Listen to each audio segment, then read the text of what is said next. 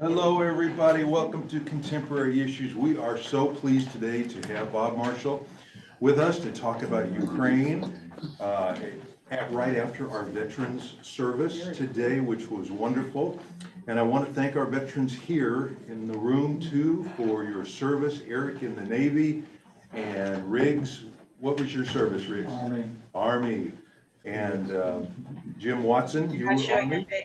You're not showing. I'm not showing anything, Mary. Thank you. You're not going to. Thank you. Okay. That's all right. Okay, you were Army and Bob was Marine Corps. Yes, so thank you. But before we start, let me introduce myself for newcomers. I'm Steve. I'm our host of the class. And want to do our usual announcements. Zoomers, please mute yourself in the lower left corner of your screen so we can keep background noise down. And we are recording this for future playback. And I don't think we're going to take much time to talk about other things today because we want to have plenty of time to talk about Ukraine. And also Bob is running for a Colorado House seat. So we want to ask him a little bit about that too. And leave some time for that and what it's like to run these days for your first public office in such divisive times. And, Highlands, it's HD 43, Highlands Ranch. So it's bounded by, it's a nice rectangle. They did a very good job. I mean, it's county line, Santa Fe, basically Quebec, and then anything south of Wildcat Reserve Park, we basically don't have. So You'll be my rep. that's the plan. So, and while I'm thinking, I want to thank Jenny and Steve for inviting Bob today. I didn't know that Bob was a veteran and had been to Ukraine and can really tell us about this today. So I wanted to thank you for bringing this to our attention. It's a good topic, timely topic, of course. So with that, I want to hit share screen here. And so the Zoomers can see what we have got on our screen. And Bob's going to present a little bit here and then answer our questions too. But before that, I want to introduce Bob. For those who didn't maybe read my email, I want to tell that he served 6 years active duty in the Marine Corps. He then attended Cornell Law School, where he earned 2 degrees, a JD and an LLM with a specialty in international law. In 2005, Marine Corps mobilized Bob to Iraq, the Al Anbar province, where he was police transition team leader.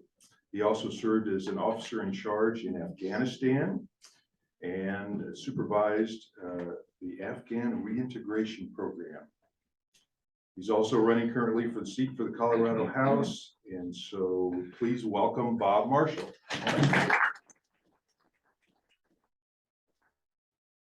Well, I don't know if it's better to speak this way or through the microphone. I usually don't like it. But yeah, I'm Bob Marshall. I actually served about 28 years total in the Marine Corps, 19 active, 28 total with the reserve time. They kept pulling me back when the war started. I got out in 2003 when it was mission accomplished, thinking, well, I'm not going to be able to be productive anymore. Well, that turned out not to be true. So I wound up getting a background both in, at Al Anbar. We were working with the police transition teams out there, and I had just terrific Iraqis and Al-Qaim, the police that I was working with.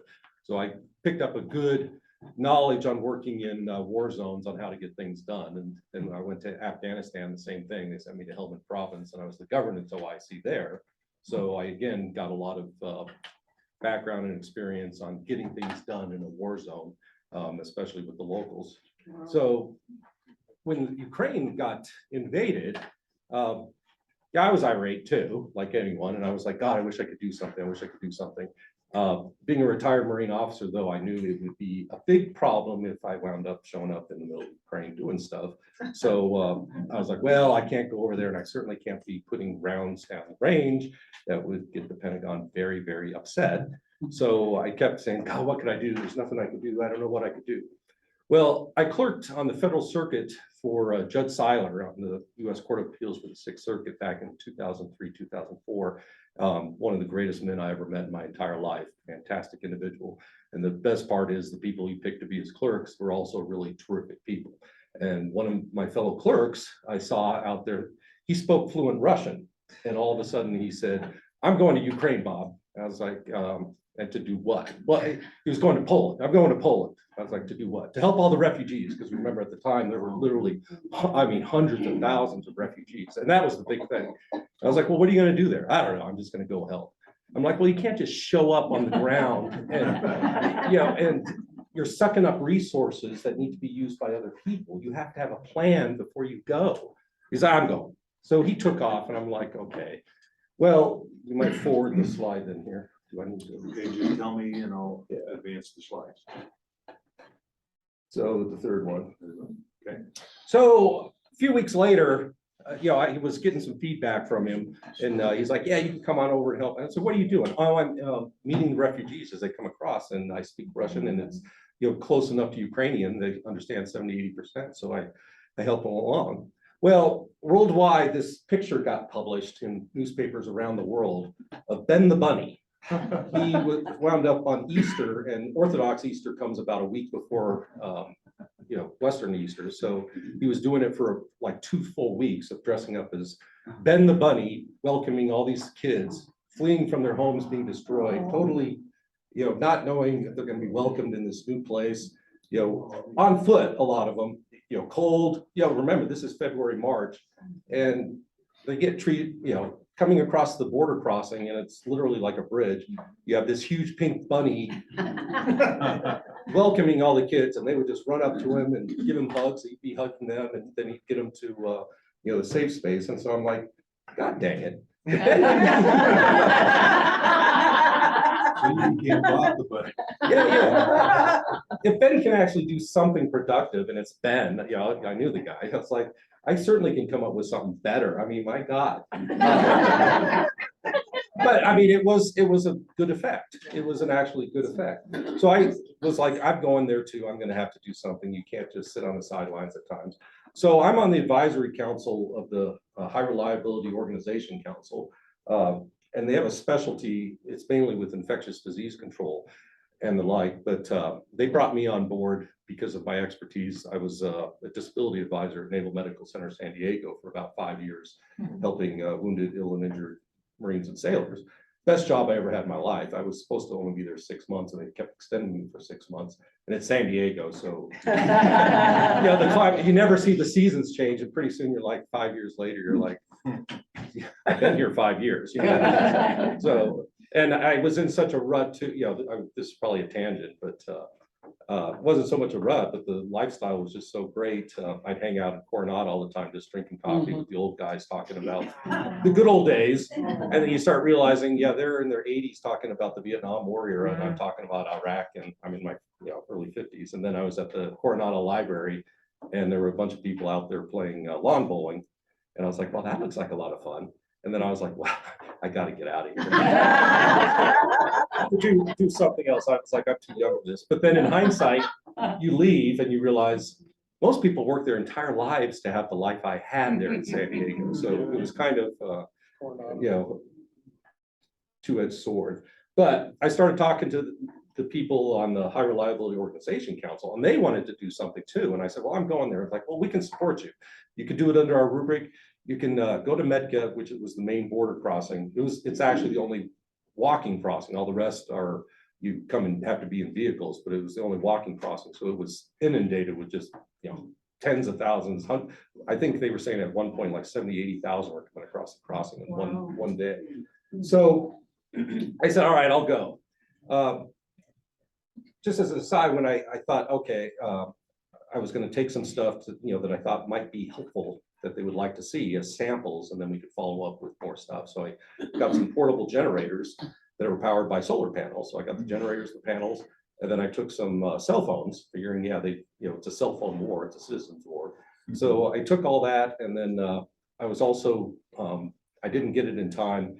The HROC had, there's like this powder drink. There was a big problem in shipping antibiotics internationally.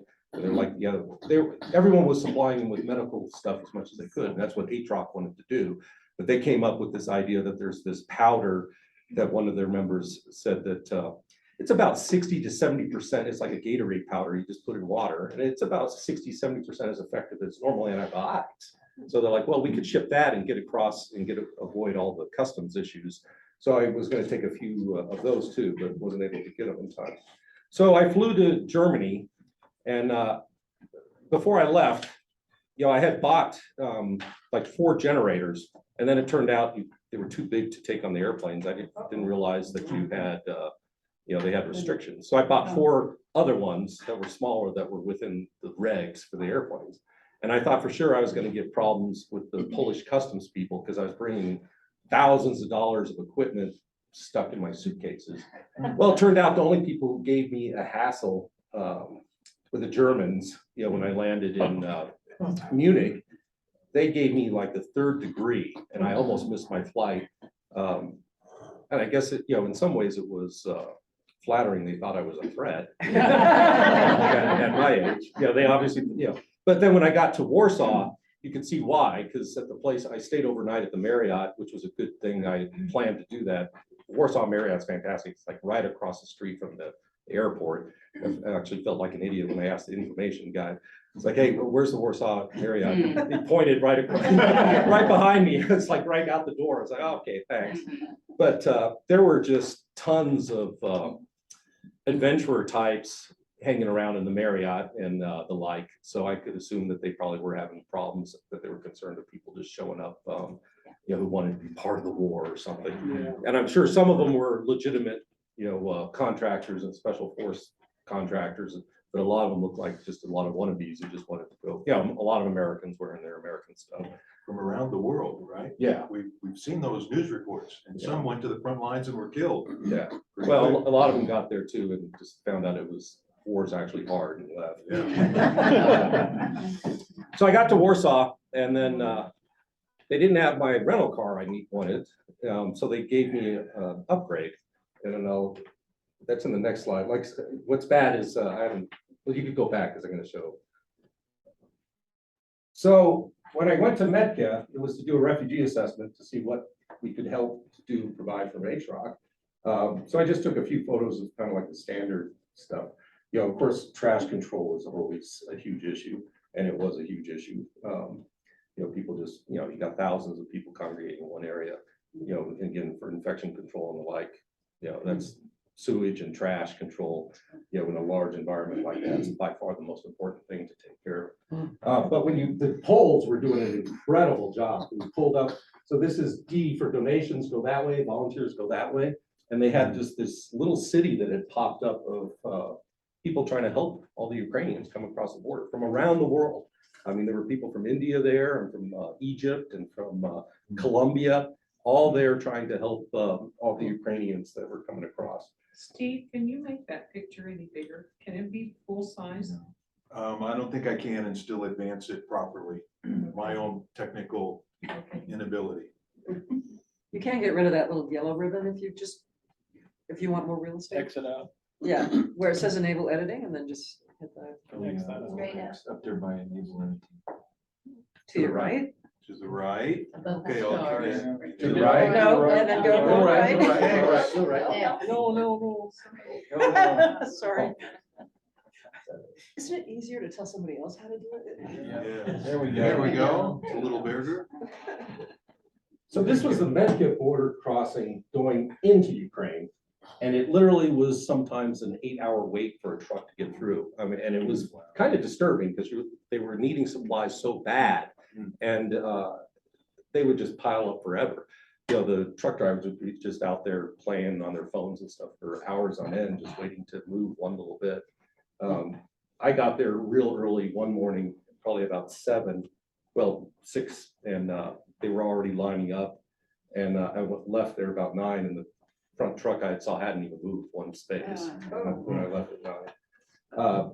So when I first got there too, and again, I apologize, I didn't, when I first gave this brief back in May, everything was super fresh. Now it's like, oh yeah, what about that? What about that? So you could go to the next slide there then. So this was the vehicle they gave me. It was a stick And, but it was like a 2022 Nissan, beautiful vehicle, but, it feels bad sometimes. I never taught my daughter to drive a stick, like, I don't drive sticks anymore. It's like, it was the only vehicle they had if I didn't know how to drive a stick. But when I showed up at the border crossing, I was, again, sometimes you just pretend you're supposed to be there and they let you do what you do. The Polish police were blocking off all these areas because they didn't want more people, but they just waved me on through because I just went on, drove right through the barriers and they had no problem. So then my first thing I did when I got there, I went to the refugee point and then drove up and down the border just to see what was going on. And there was this one older man who was lugging this huge suitcase, right on the border road. It was a dirt road. So I offered him a ride and put his stuff. It turned out he was a Ukrainian who had come across the border, lugging this suitcase. And he kind of had a limp and he was just so excited when he found out I was American. Again, I guess it was kind of flattering, because he asked, "Oh, are you American military?" I'm like, "Oh yeah, 10 years." But this is the border crossing going the other way. And at the time I showed up, the massive influx coming in had died off, and there were actually people going back. So there was a trickle of people heading back into Ukraine, which was nice. It was good that was going on. They'd also come and shop there because you got to actually get more stuff. They don't have all the logistical issues that they had in Ukraine. Now, this is a picture of this huge jumbotron, and Ben the Bunny, and they all knew him there as Ben the Bunny. No one knew his other name, but there were like all these little organizations helping, but there was like 3 dominant ones that pretty much were doing everything for everyone. And one was, God, I can't believe they're forgetting their name. They're kind of famous because they came in. They feed people in horrible areas. World Hunger? Not World Kitchen? World Kitchen, yeah. Jose Yeah. Andres? Yeah, so they were down helping the New Mexico fires too, but Yes. they were feeding everyone there. That was their big thing, and they were really good at it. The second one that was really big was there was an Israeli medical unit that had shown up, and they initially were supposed to be just for women and children, but they were taking care of everyone, and they were by far the hardest working people there, because their skills were in such demand. They never slept. I mean, they were at their tent, on call 24/7 for everyone. Luckily, when I was there, it kind of died off because they didn't have as much of the influx. The Jumbotron came from this Chinese organization, though. A Chinese dissident billionaire was paying for all this stuff. And the downside was there was a lot of propaganda to everything he did that he paid for. So like the Jumbotron, everyone thought was a fantastic idea. He brought it in like 4 weeks after everything started because it would give it information on all the buses that were coming in, where you go, where you get help. But it would also scroll down with the Communist Party, down. And Ben hooked up with them. They were the people he lived with, and he said, yeah, they had by far the best stuff of everything, the huge tents and good stuff. And they gave him a jacket, when he was doing his stuff. And he said, yeah, it was like 2 weeks before I realized on the back, it was like, F the Communist Party. So, so they had a lot of friction with that group, and the other groups, because like I said, everything they did had a propaganda component, even though they were doing the most to help the refugees because they had the most money. You might back up again real quick. Back up, I'm Yeah. sorry. So I took a picture of that because that's for my daughter. That was the people that were helping all the refugee dogs that were coming across. So A lot of people brought their dogs. yeah, anyone who had pets. So they had some people, an NGO that was there just for the pets, the dogs and cats, medical care, food, everything that they would need. And it was, I should have brought the flyer. I thought about it last night, I forgot, but the EU in Poland, there have been refugee crises throughout the world all the time. This has probably been the best taken care of one ever. They had everything plotted. The EU made the decision immediately that they weren't going to have huge refugee camps and all the problems. They immediately would disperse all the Ukrainians throughout the EU.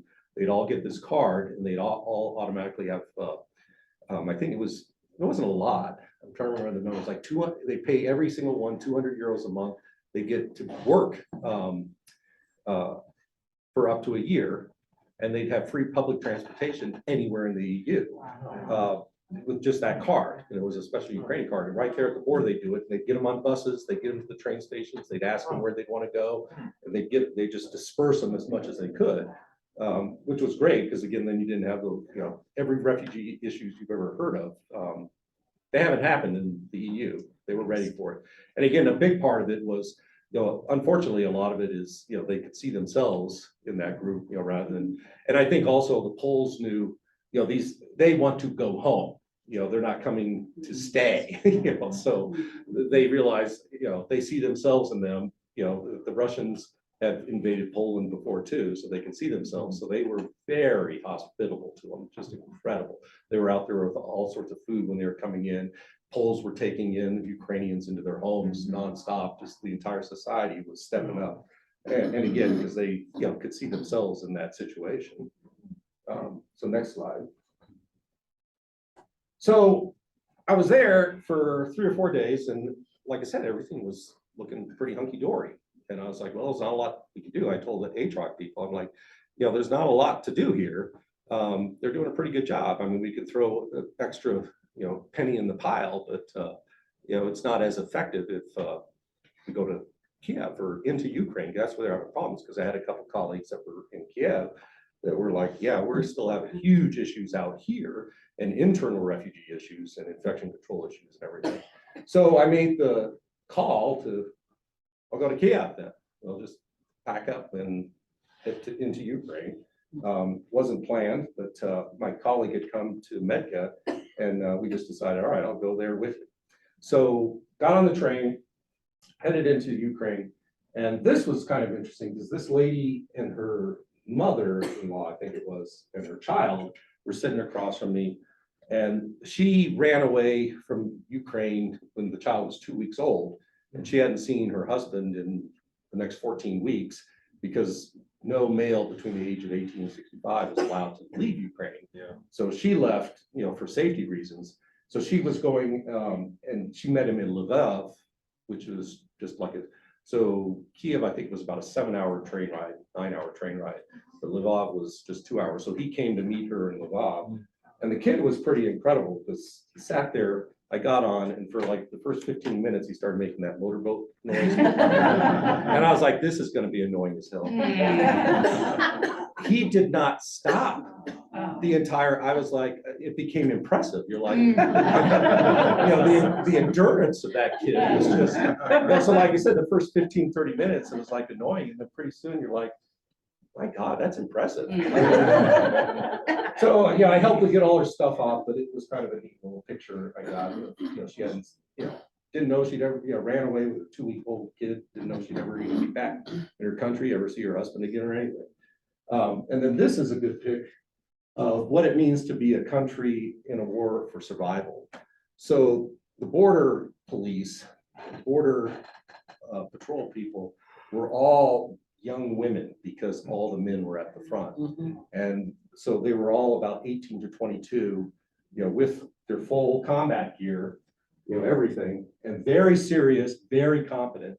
And my colleague even said when he'd come back, he'd come back to Poland every once in a while. He said, yeah, he'd see them grab, a male that was trying to leave, and grab it and say, you ain't leaving, come back. So yeah, it was pretty impressive. And then in the last lecture I gave, I didn't think it was proper to tell too many things, but even when you go by, I could see, they'd have like 2 Ukrainians, like at every bridge crossing and every, for security, so again, being a country, a total war of survival, everyone was involved, everything was, pretty much militarized, but they were still going forward. So we got to Kiev, and for my military members, I like to point that out and say, and ask them, what the hell that is? And, a lot of you, it's kind of a silly question to ask all of you, because most of you wouldn't, but that's a HESCO barrier. And what I mean by a HESCO barrier is they put together, it has like chicken wire, and then they put the sand in with the barrier. So, normal sandbags, they can start collapsing, but HESCO barriers are far more sturdy to take fire and take shrapnel.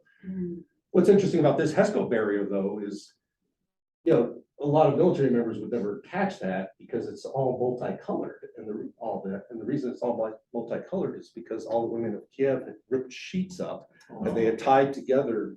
They had been out there, they built just thousands of these HESCO barriers with sheets that they had, and then they tied together all the chicken wire together to hold the sandbagging in together.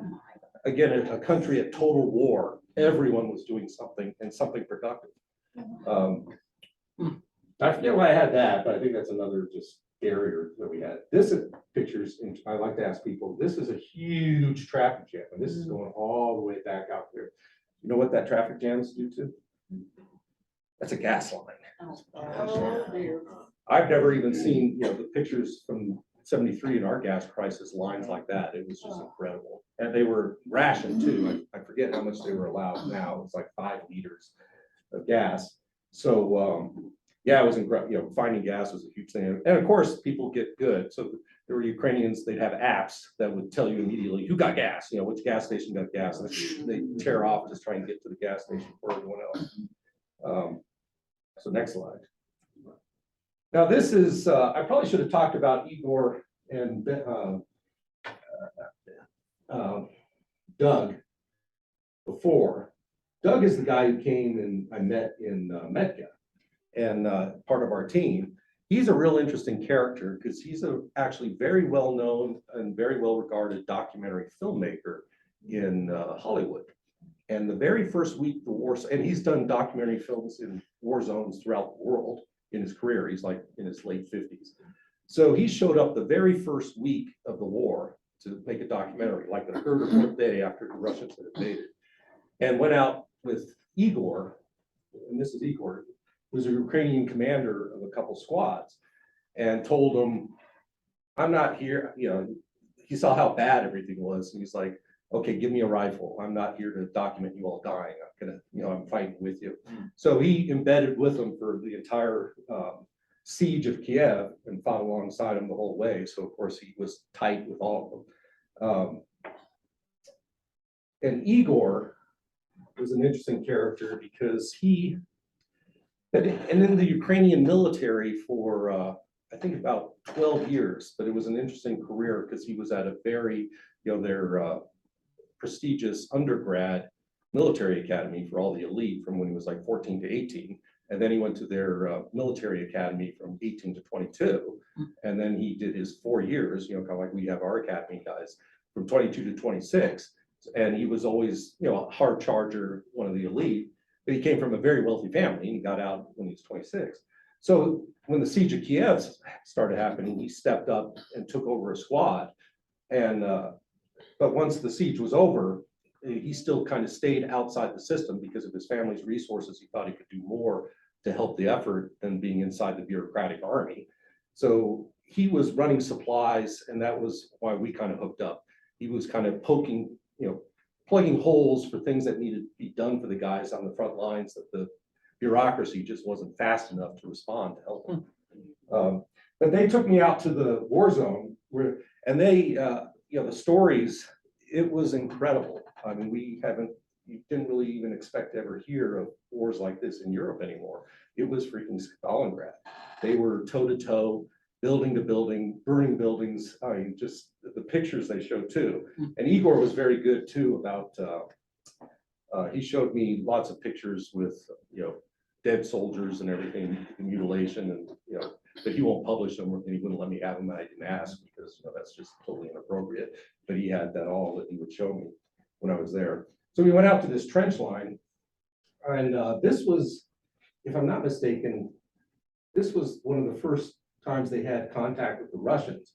And Igor said they were in North Kiev, and if you all remember, that's where they first were able to stop the Russians. And it was about a month-long battle, and it was a toe-to-toe, like I said, Stalingrad style battle. And he said they were sitting there waiting, and the first Russians pulled up in, just like the regular jeep, and 4 of them got out, and they were Russian military police. He said we shot them dead immediately, and then we went to collect their weapons, and he said they had rubber bullets because they thought they were just coming there to, the Ukrainians were just going to fold, and that was their thought. They were totally unprepared, thinking they were just there for crowd control. And so he's like, yeah, that's the first taste they got of what was to come.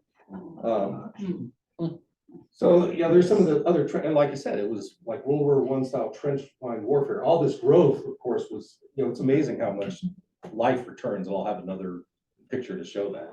None of that green was around at all, obviously, when I showed up. And that was only like 3 weeks after the battle had stopped, maybe 4 weeks.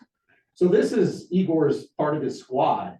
And when you read that Wall Street Journal article, I mean, that's them. Quite an interesting group. They all would show up just to talk to each other all the time. When they find out one guy was nearby in a neighborhood, they'd all congregate. And Doug told me, it's not just a social thing. That's how, they find out what needs to be done, who needs what. They will do that all the time. Anyone's there, they'll let each other know, and they show up and say, hey, this family needs help, they need help. What can I do? Hey, I found, this supply of bandages or whatever. But these guys, he's an engineer. He's a lawyer. He's a pharmacist. None of them had military training. Wow. They all just picked up weapons and Igor started telling them what to do. And then I wish I had a better picture that would show up here. This young kid, he was 19, university student, and he has just this incredible smile. I mean, one of those people you just love as soon as you see him, because just plastered with this massive smile on his face. And Igor told me, because, same background, you certainly do not want something like that to ever get hurt or killed because it upsets your squad. So he said, yeah, I didn't allow him on the front. He wanted to be on the front line with us all the time. And he controlled the drones about a mile back, and we let him come up like once a day for an hour to do stuff. But, Yeah, Bob, speaking of that, did you see American military specialists there doing drones or directing the Afghan soldiers? no, not where I. Okay, were they there in the country, in the city, farther back, or we Our just, American, I don't know. I don't think we so. just assumed there were some American military there helping, directing? They were not. Oh, They were in Poland. They did some training in Poland. Okay. And again, people's, this is another point that, we were driving through Kiev and there was this massive Antonov airplane factory. And I told Igor, I was like, oh, Antonov never left Ukraine. And he looked at me and he said, well, Antonov is Ukrainian. It was always a Ukrainian aircraft company. And we forget, Ukraine isn't like some third world country. It was actually the more advanced part of the Soviet Union than the Russians. So when they go toe to toe with the Russians are, trying to attack a peer. They're not attacking some Afghanistan or, like us beating up on Iraq or Vietnam or something. It's a peer power that they actually are kind of taking on. They have just as much technology as the Russians, and some of it's even better. Like I said, Antonov was a Ukrainian company and it was still there. So, but yeah, I mean, they were all just regular guys that picked up weapons and went out to the north of Kiev and, defended their city and defended their homes. Igor was really upset though, too, that they were paid as what they called a territorial army. They were territorials, which meant they were just stay in their own area, the neighborhood, and the Ukrainian government wouldn't deploy them anywhere else. They'd only defend their own area. Well, as soon as the Battle of Kyiv was over, the Ukrainian government cut them off and stopped paying them. And Igor was like, what the hell? He's like, they don't have jobs. They don't have any. So I could tell that really upset him, that these people had stepped up and had done all that. And, then the government had basically cut them off at the knees. So this was inside one of the bombardment shelters. And I got a lot of pictures of that, but just to show how dank and horrible. I mean, and they literally lived in there probably 20 out of 24 hours a day for 30 days. This was interesting because Igor showed me this picture of the dog. And I said, oh, the dog was there with you. And he got misty-eyed. He said, you don't know how many of our people that dog said. I was like, really? What, you attacked? He was like, no. The dog could hear incoming shells far earlier than any of they could. And so as soon as the dog would shoot into the bombardment shelter, they'd run in after it. And they'd say, there were quite a few times they would have been caught out in the open if it wasn't for the dog there being their early warning protection system. Just jump in there and they'd follow him in. So he was like, yeah, that dog saved so many lives. Then I told, when I got back here, because I was trying to drum up some support for him, I told Igor, send me some more pictures of dogs. People like dogs better than they do. So he sent me this one with this pug. And, yeah, I don't know what the bug does except make you feel better. Next slide. So this is just a few pictures of, some of the devastation. Like I said, it was just, urban warfare. Just blasted out buildings everywhere. This is a bunch of Molotov cocktails that they had set up, to defend coming through. Everything was burned out. This is a Russian flak jacket that Igor was showing me. A lot of their stuff was Russian that they had taken from the Russians, his ragtag squad. Next slide. This bridge was interesting. The Ukrainian government, something that was incredibly impressive is Igor showed me all the pictures of Kiev, and Doug was telling me, Kiev was you see those zombie apocalypse movies. He said the entire place was deserted, when the whole thing started. Just no one around. He said it was just spooky as all hell. But the Ukrainian government had done incredible work cleaning up everything. I was there just a few weeks after the battle had stopped, and everything they showed me in the pictures, it just wasn't there. They had cleaned up the bodies, they cleaned up the roads, and where this bridge had blown out, they had already built a workaround to go right around, they had another bridge. Basically, they just built up a lot of, ground so that you could go across it without, and then put a culvert right under it. So they did some, but the reason I think that blown bridge is interesting is because it didn't dawn on me at the time until I pulled the picture up to put it, showing this for the brief. But Igor's squads were put on the other side, and the Ukrainians blew it up themselves so that the Russians couldn't cross. It didn't occur to me at the time that they'd put them on the other side and they blew up so they were in a fight to the death, basically. They weren't expected to retreat. They had blown up the bridge so the Russians couldn't get across, but they had put Igor's people on the other side of that bridge. There's Doug. He was showing me one of the shells, and this was at a site where they were first started, and then they got moved a couple miles away, and that was right at the latrines. The Russians had, this whole, shell had hit in it. He said, yeah, there would have been people there for sure. So it's good we had left. And then this was an interesting picture I took. I meant to just get it to show all the shredded trees and the devastation and everything. And then when I pulled it up, because it was actually a bigger picture, I looked closer and I actually caught this lady just sitting at the bus stop, waiting to go somewhere. Again, it's kind of like life goes on, all this devastation around her, this bus stop kind of obliterated. And she's just sitting there waiting for the bus because like the Ukrainian government got the bus service back up and running. The next slide. And this is what Igor's people were doing and Doug. So I took them the solar panels and the generators, and they thought that it was the greatest thing they ever saw. And I thought it would be a big hit because just the last 3 years, the amount that we have done in getting ahead on solar panel technology is huge. So I took them, this little solar panel generator that you can hook up, but you can also just direct charge off the panel. And again, a citizen war, they always need, that's hard. The power is going down all the time. And when I showed these things, there was a UN outfit there too, that were just ecstatic when I showed them what I had, because the UN had sent all these water purification kits to send into Ukraine because that was a huge issue.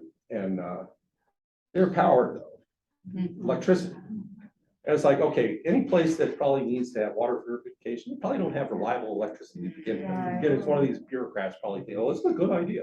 Like, well, okay, yeah, but so they're like, oh my God, could you get thousands of these for us? And we just have they would power the purification thing. Igor was thrilled with that. And something else he pointed out immediately, being, like I said, he was a very competent military professional. It looks like a lunchbox size. Yeah, that one's a small one. Yeah. But it's good enough to power lights and power up your phone and small electronics. So the big thing he pointed out too is like no heat signature. So no heat signature. So the drone can't zero in. And the Russians can't send a missile on it. And then I have these people like, oh my God, for all the civilians with bombardment, we could be running these things and have lights. We don't have to be in the dark. And we throw out the panel because you can't, again, be running the generator inside the bomb shelter. I mean, it gives off fumes, so no fumes. Right. So, I mean, they were just like, holy crap, this is huge. This is such a game changer. And then this is at their warehouse. Like I said, the Igor's family was pretty wealthy, so they had a bunch of warehouses where they weren't moving any civilian stuff because nothing's going on. So they were warehousing military equipment, well, any kind of equipment, anything the guys need at the front that he could source that wasn't getting to him quick enough. And then that's just me out with him, surveying one of the areas. And I didn't realize at the time, but I was like, yeah, I probably should have worn my Colorado hat. Like a bullseye right on my head. Yeah. So play this first video of Igor, and this actually went viral at the time. This was right in the middle of the battle of Kiev. But it went viral in Ukraine because of just his reaction to getting shelled. Wow.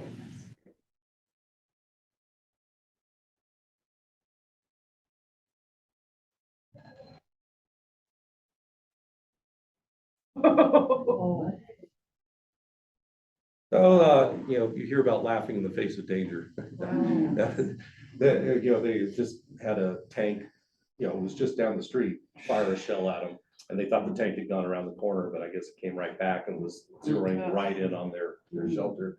And again, you sometimes forget too. So I was riding around with Igor in our vehicle and we went over some railroad tracks. You hear that? And he immediately grabbed his chest and then he looked over at me real sheepish. And, again, guy has, some PTSD. I mean, obviously, because it did sound like shells coming in, but I hadn't just come out of a 30-day long bombardment like he had. So, and the other thing too, again, I kind of jumping around since it's been a while since I did this. That was each morning he'd immediately, pick up his phone and check it. And it wasn't until this maybe third morning I asked him something about it, and he had one of his military academy buddies was with the last defenders in the Maribel steel plant. And he'd check it every morning to see if he was still alive.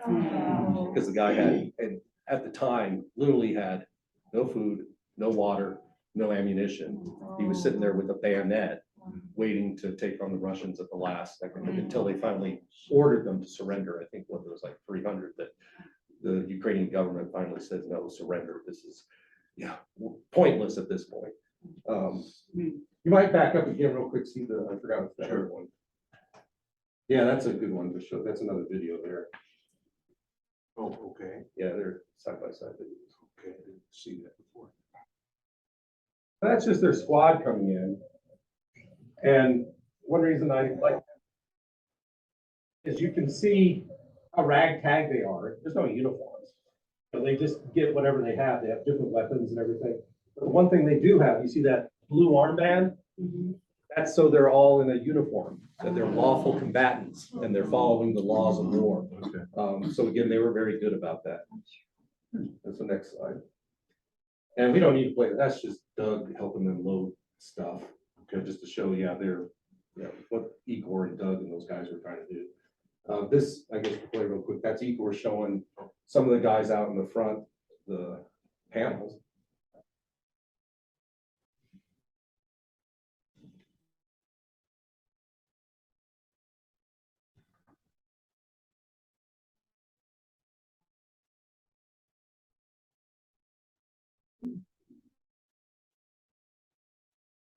When I got back too, they started asking me to get them generators because they wanted to, the guys on the front loved them, but they were saying, hey, can you get one that can power our drones? Get our drones powered up. Drones up. That's one of the small generators there. Yeah.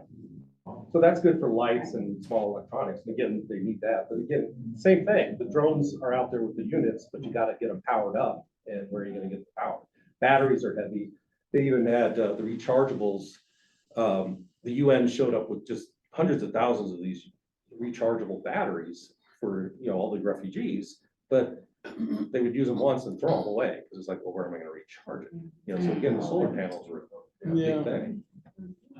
So, and this is a video that Doug put together real quick to try and do some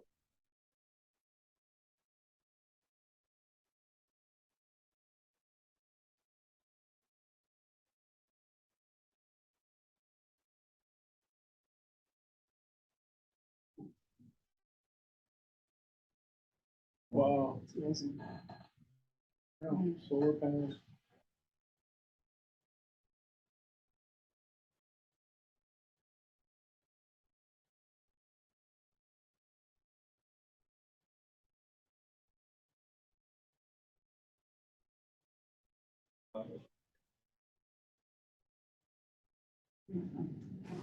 Right, Wow. and then the final slide.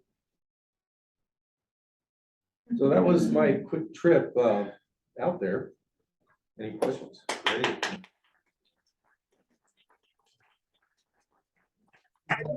You would go back? Well, it depends. I'm very depressed actually, because I was hoping to help the guys a lot. And they kind of had expectations we'd help a lot too. And H-Rock is so bureaucratic. You know, I took these cell phones and they don't need the cell phones. They don't want them. They're like, "But we got cell phones." We don't need cell phones. We got cell phones. And, you know, so I was having flashbacks to Iraq where, you know, you have the guys back in the rear telling you what you need to do, you know, and don't have no clue what's actually going on. Or EMFs. Yeah, exactly. So they're like, oh, they need cell phones. You need to give them cell phones. Oh, what freaking cell phones? They want to, it's like they want solar panels. Yeah, well, we can't, you know. And then they get all touchy about their tax status and say, well, we can't do any war equipment. I'm like, solar panels aren't war equipment. You know, so yeah, I was hoping to do more and I sent them a few $1,000s for it. They asked me for, you know, fuel is of course extremely expensive. So when they want to do one of their runs with the van to the front, Doug would contact me every once in a while. Because Doug personally had put hundreds of thousands of his own money in already to help them. So I felt like I had to do something. So I tried to help and send some money, but I tried to get some people interested. I was hoping we could show proof of concept and get solar panels into the Ukraine and how much they loved them and needed them. And then a larger NGO would take it over and say, oh yeah. And, but it was just very hard going because I had so many other things going on myself. People, you get busy. But even the Ukrainians in Colorado, they were really excited about it too, but they are very gun shy about online fundraising, because I don't know if you all remember, but they got burned in their mind really bad by GoFundMe because all these people set up these GoFundMes as soon as Ukraine got invaded. A lot of them were fraudulent, so GoFundMe shut them all down and put all these strictures in. Unfortunately, probably 80% of them were okay, and so they're still very traumatized by the fact that they raised all this money and they couldn't get it to their people. So they won't raise money. The Colorado Ukrainians, I was like, hey, we set up this GoFundMe. You know, they're like, yeah, we can get 10 grand to get another shipment in real quick. I'm like, yeah, we do it this way. And they just absolutely, no, we only do cash. I'm like, are you insane? That's not the way the world works. And they're like, yeah, I mean, they were so traumatized by that. We've got about 10 minutes left. Let's go to some questions. Susie. How do you think this is all gonna end? I mean, what do what do you think? Because you've been in the military and you're kind of seeing that. Do you think how do you think this is gonna end for the Ukrainians and the Russians? God knows, it's a horrible Because, situation. I 'Cause- mean, do you think that the Ukrainians can hold out? oh, yeah. They're all, And yeah, what do you as long as think- we don't abandon them. Right, what do you think Putin's gonna do? I mean, he's like such a crazy, Yeah, that's the That's the concern is question. how far he was willing to escalate it. I mean, the big, factors right now, the Russians have lost by best estimates, both from the UK and US independent, is about 70,000 dead. They lost 15,000 in 10 years of war in Afghanistan. They lost 70,000 in 9 months?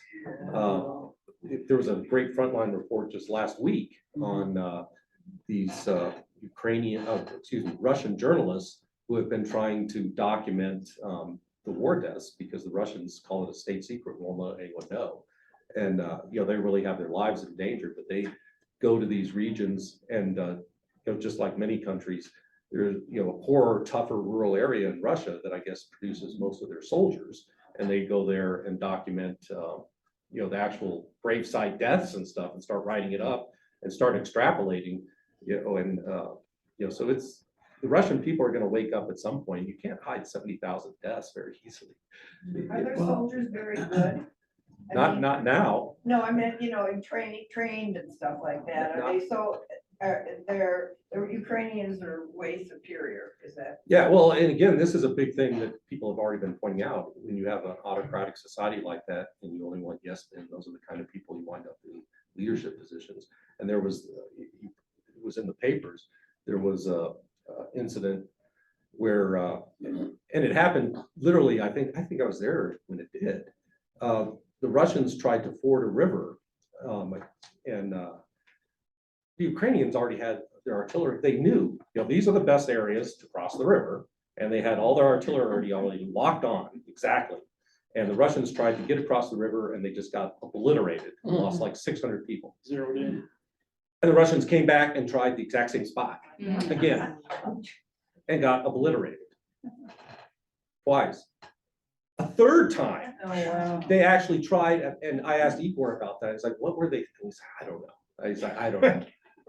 And again, that's the leadership they have, is because that's, after being under Putin for 20 years, the Russians, all their leadership are a bunch of yes men. So, Sad. I think Steve had a question, and then Jim, and then Eric. You were talking about the cell phones. Are they using regular cell network or are they using a Starlink? at least in Kiev, it looked like it was a regular network. Okay, Yeah, I actually wasn't really using mine, and so I didn't really even think about that. okay. When it was there to ask them. Good question. Jim. There have been in Russian cities, tens of thousands of Russians demonstrating against the war. Do you think Yeah. there's any possibility that they might withdraw?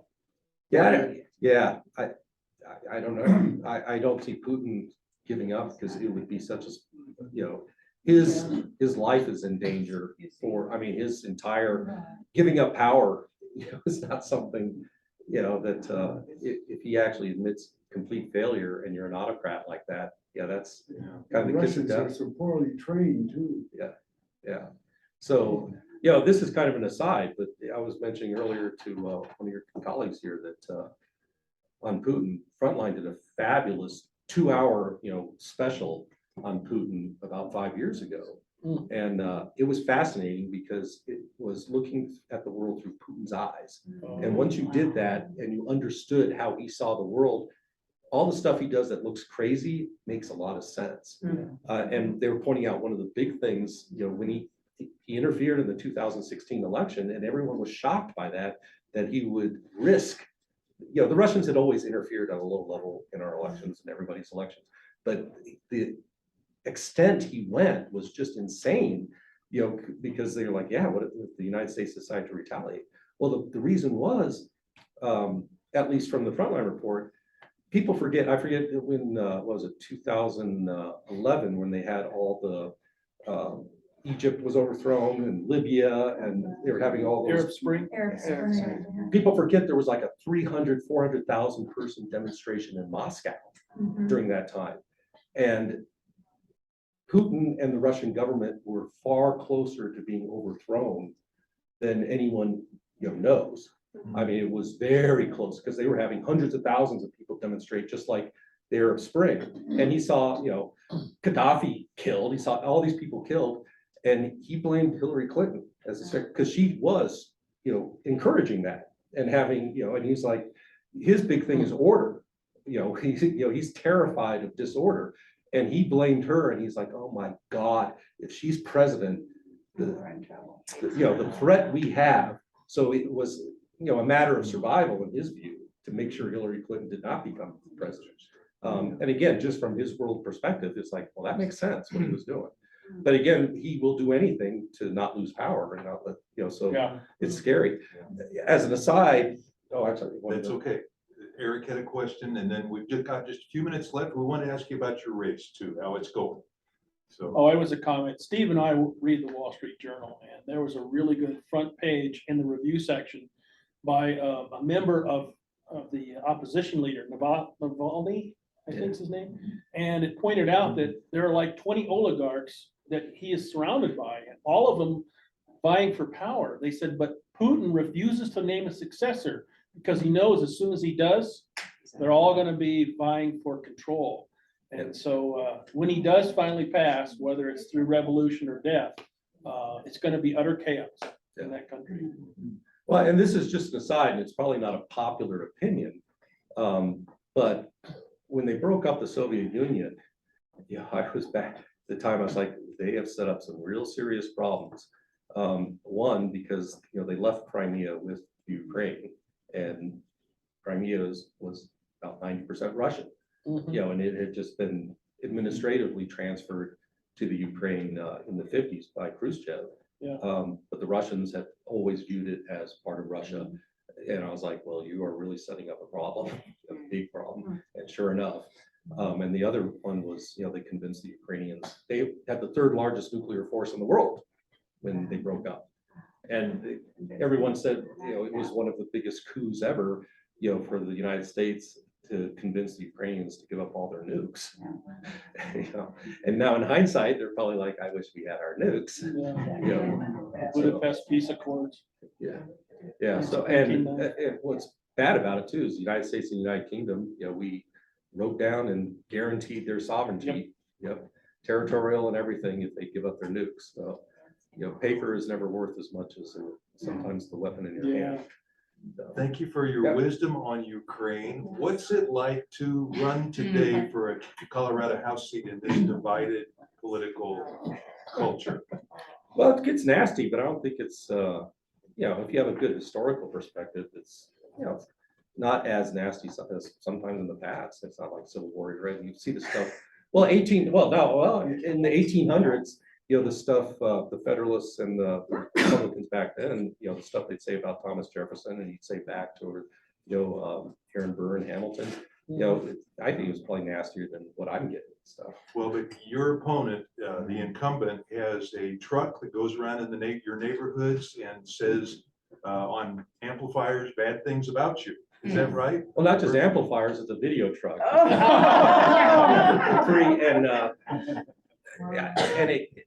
The bad part about that one is it doesn't have a disclaimer, so it's not my opponent directly, it's some dark money group, and I pretty much know who's doing it. One of those. And those things cost thousands of dollars, so. And it's nasty stuff, and they came through my cul-de-sac the first day with a loudspeaker to make sure I knew it was out there. But the flip side is the fact that they're investing so much stuff to smear me when they ignore all the other Democrats in Douglas County says something. Yeah. So that's the way I view at it. And, my opponent actually is, I'll give him his due in this respect. He's a very smart guy and he's a very hard worker. They came and asked me if I wanted to run for the Senate district. I was like, well, that's gonna be a lot harder thing. I'll run for the House district. But in hindsight, I'm like, it would have been a harder district, but the guy, the other side is running in for the Senate district. I'm like, he's a marshmallow compared to mine. So I really have to give my due to the guy I'm running against. He's smart. He's adjusted his campaign constantly when he saw me doing stuff that was a threat. And it was a threat. I saw it was a threat. He recognized it. He adjusted. And so I'd have to say everything he's done has been annoying, but there's only one thing he's done that I thought was just, really unethical. But the rest of this stuff, it's annoying if you're on the other side. But if you're on his side, I was like, yeah, those are the right moves. And, he's done things too, like he will not debate me in public. And I can make a big deal about that and maybe get a few votes. But he's done the math and he understands, because I crushed him at this wind press debate that was private. And he knows if he does debate with me, he's going to lose more votes than if he does. So he's making the right decisions for his campaign constantly. And he was totally embedded with the GOP. I'm running as Democrat. He was totally embedded with the GOP. He's been a party stalwart for 20 years. So he was doing everything with them. And he finally figured out about 4 or 5 weeks ago, I've been running as a middle of the road guy and going after the unaffiliated nonstop. And so he realized this isn't going to be an R versus a D. So he made the adjustment and he's been out there nonstop, personally dropping every house out there with his own stuff individually to separate him from the GOP. So again, he's a hard worker, he's a smart guy. I'd never say your opponent.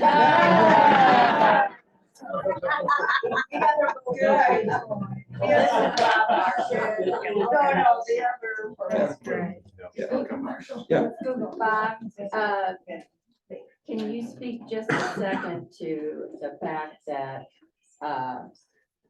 if you get into office, what are your priorities? I have three priorities. My three priorities are public safety, public education, and the environment. I'm trying to, you can do many things in life, but if you don't focus, one ain't gonna be done. I've had, a lot of pressure. Oh, what about this? Oh, it's like Jason Crow has 21 things on his website. I'm like, I'm not Jason Crow. I'm not a, menu. I'm gonna try and focus on these things, public safety, public education, environment. But under public safety, a big thing for me is the mental health component. Right now in the Douglas County Jail, more than 50% of the people in there are on psychotropic drugs. Back in the 60s, Colorado had 2,000 mental health beds. Today we have like 200 and we have 4 times the population. And it's not like these people have disappeared. They're in our jails or they're on our streets. And the old cops know this. They're like, yeah, in the late 70s, early 80s, I could take a guy to a mental health ward. Now I got to book him. And guess what? They can't make bail. So we're stuck taking care of them. So our default mental health system in the state and pretty much nationally, unfortunately, is the police, and they know that. So I'd like to get that burden off the police. And we expect our schools to be the default mental health providers for everyone under 18. That's neither one institution's job. I mean, in the 60s, they needed to do reforms on our mental health institutions, but instead they destroyed them. So we need to bring those back, and not schools need to be educating, and the cops need to be law enforcement. Yeah, thank you. Yeah. Then, public education is a huge thing for me, and I got in that by accident. I don't know how many of you, so it was a process over 2 years how I got so involved in the community locally. But it was the sheriff's stuff, and then the sheriff's stuff, and then the board of county commissioners, and then when the board of health fiasco happened, I was involved in that, and then that led into the schools because it was masks in schools were the big thing. So then I was doing some lawsuits that we won them all. And I got involved in the school board races and found out how atrocious it has gotten. When we moved here in 2003, Douglas County was consistently in the top 5 school districts in the state all the time. And then I found out, now they bounce around between like 15 and 20. And not only that, we pay our starting teachers $42,000 a year. And I'm like, that's $21 an hour at 2,000 hours of school. And I find out that Colorado is the 48th worst paid state for teachers. We're between Arkansas and Montana. Mississippi pays their teachers better. And if you do it on a cost of living basis, we are the worst. There isn't, again, we're talking Arkansas and Montana that we're paying the same, and they're not paying, the cost of living is a little bit lower in Arkansas and Montana and Denver Metro. So I was like, oh my God, and I'm not a big rah teachers union person. In fact, a lot of them have, Kelly Labia, who's the AFT executive director, is one of my biggest supporters, and I love her. And, but, when I was doing the interview with her, a lot of their social stuff, I kind of conflict with them, but I'm like, the teachers not being paid and how disrespected they are, that is just insane. I'm all over that. So even though I had disagreements with them, they endorsed me, which was great. A lot of the teachers, they saw that, I plan to be a champion for this. This is, on my agenda. And then the environment, I grew up in Evergreen, so we come down about once a month, go to Denver in the 70s, down I-70. You'd see the brown cloud hanging over Denver, and you get down there and you could chew on the air. So I was like, nobody should live in that, and we shouldn't wait for things to get bad like that before you take action. So I'm a big environmentalist just that way. It's poor business to, those of you who know economics, externalities, having these externalities that are not being embedded in the cost of doing business is bad business. That's just how it is. So those are my 3 big priorities. It's 11:37. We need to close up. You folks have to leave, and Bob has to be somewhere at noon. Thank you, Bob, for a wonderful presentation.